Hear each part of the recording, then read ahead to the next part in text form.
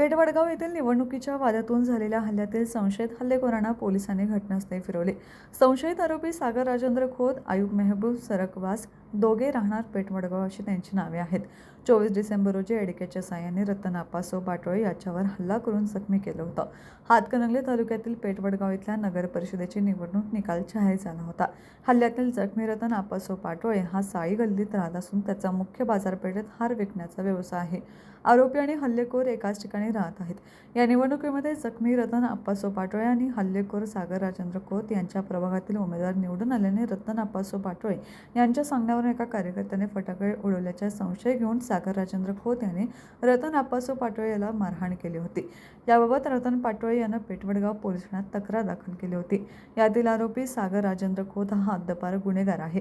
पेठ वडगावातील गुन्हेगारांची दहशत मोडून काढण्याची जबाबदारी पोलिसांच्यावर असून पोलिसांनी आपले कर्तव्य पार पाडावे अशी मागणी सामान्य नागरिकांच्यातून व्यक्त होत आहे. टीव्ही नेक्स्ट साठी वडगावहून सतीश मोरे.